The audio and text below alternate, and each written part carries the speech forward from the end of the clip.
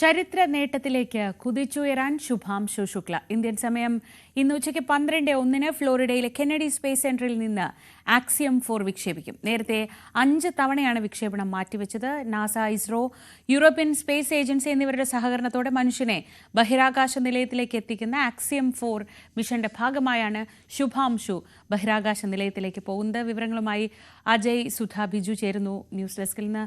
അജയ്, ഇന്ത്യയെ സംബന്ധിച്ച് വലിയ പതിറ്റാണ്ടുകളുടെ കാത്തിരിപ്പിനൊടുവിലാണ്. ഒരുപക്ഷെ തുടക്കത്തിൽ ഞാൻ പറഞ്ഞതുപോലെ സുധാംശുവിൻ്റെ പ്രായമുണ്ട് ആ കാത്തിരിപ്പിന് ശേഷം വീണ്ടും ഒരു ഇന്ത്യൻ വംശജൻ പോകുമ്പോൾ അത് നാളേക്ക് ഗഗൻയാൻ ഉൾപ്പെടെയുള്ള നമ്മുടെ എല്ലാ ദൗത്യങ്ങളിലേക്കുമുള്ള ഒരു നിർണായക ചുവടുവയ്പ് കൂടിയായിരിക്കും. എത്രത്തോളം പ്രതീക്ഷയിലാണ് ലോകം? തീർച്ചയായിട്ടും ശ്രീജ, 1984 രാകേഷ് ശർമ്മ ആദ്യമായി ഇത്തരത്തിൽ ബഹിരാകാശത്തെത്തുന്ന ഇന്ത്യക്കാരൻ എന്നുള്ള ഒരു ചരിത്ര നേട്ടം, അതിനുശേഷം വീണ്ടും ചരിത്രത്തിൻ്റെ തങ്കലിപികളാൽ രേഖപ്പെടുത്താൻ പോകുന്ന ഒരു പേരായി മാറാനിരിക്കുകയാണ് ശുഭാംശു ശുക്ലയുടെ പേര്.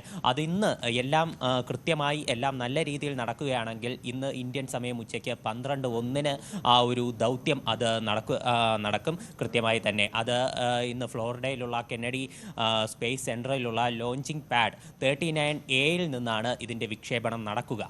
ഫാൽക്കൺ 9 എന്ന് പറയുന്ന റോക്കറ്റിലാണ് ഇതിൻ്റെ വിക്ഷേപണം ഉണ്ടാവുക. ഇത് റീയൂസബിൾ ആയിട്ടുള്ള ഒരു റോക്കറ്റ് ആയിരിക്കും. അതായത് ഇവരെ ഇതിൻ്റെ പേടകത്തിൽ അത് സ്പേസിലേക്ക് എത്തിച്ചതിന് ശേഷം തിരിച്ചു വരുന്ന തരത്തിലായിരിക്കും ഈ ഒരു റോക്കറ്റിൻ്റെ ഡിസൈൻ എന്ന് പറയുന്നത്. ഫാൽക്കൺ 9 എന്ന് പറയുന്ന റോക്കറ്റിൻ്റെ ഇവരെ തിരിച്ച് ഡോക്കിംഗ് നടക്കുന്ന പേടകത്തിൻ്റെ പേര് നമുക്ക് എല്ലാവർക്കും സുപരിചിതമാണ്.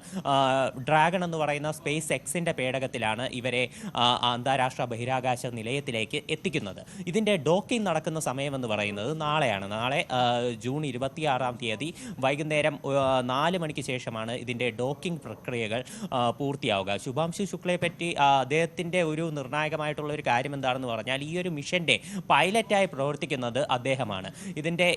ഇതിൻ്റെ സാരഥിയായി ഈ ലോഞ്ചിങ്ങിനാണെങ്കിലും അവിടെയുള്ള ഡോക്കിംഗ് പ്രക്രിയയിലെ ആണെങ്കിലും എല്ലാത്തിലും ഒരു മുൻനിരയിൽ നിന്ന് നേതൃത്വം കൊടുക്കുന്നത് ശുഭാംശു ശുക്ലയാണ്. അദ്ദേഹമാണ് ഇതിൻ്റെ പൈലറ്റ് എന്ന് പറയുന്നത്.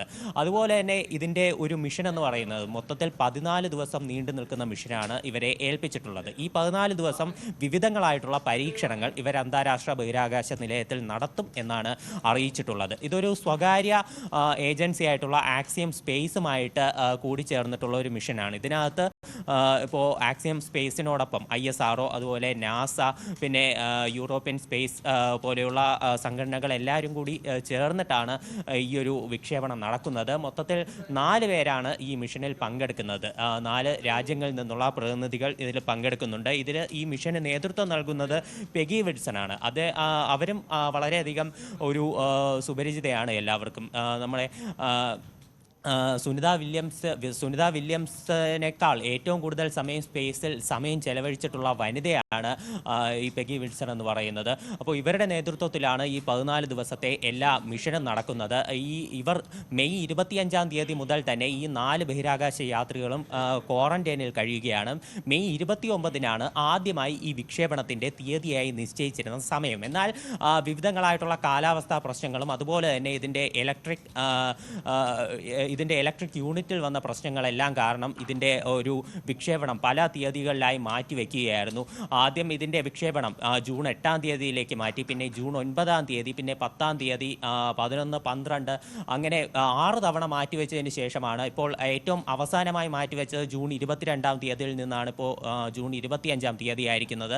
ഇന്ന് കൃത്യമായി എല്ലാം നടക്കും എന്നുള്ള പ്രതീക്ഷയിൽ തന്നെയാണ്. അങ്ങനെയാണെങ്കിൽ തീർച്ചയായിട്ടും തുടക്കത്തിൽ പറഞ്ഞതുപോലെ എല്ലാ ഭാരതീയർക്കും അഭിമാനിക്കാവുന്ന ചരിത്രത്തിൽ രേഖപ്പെടുത്തുന്ന ഒരു നേട്ടമായി മാറും. അന്താരാഷ്ട്ര ബഹിരാകാശ നിലയത്തിൽ എത്തുന്ന ആദ്യത്തെ ഇന്ത്യക്കാരൻ കൂടി ആവുകയാണ് ഈ ഒരു നേട്ടത്തിലൂടെ ശുഭാംശു ശുക്ല. ഇതിനു മുമ്പേ രാകേഷ് ശർമ്മ ബഹിരാകാശത്ത് എത്തുന്ന ആദ്യത്തെ ഇന്ത്യക്കാരനായിരുന്നു.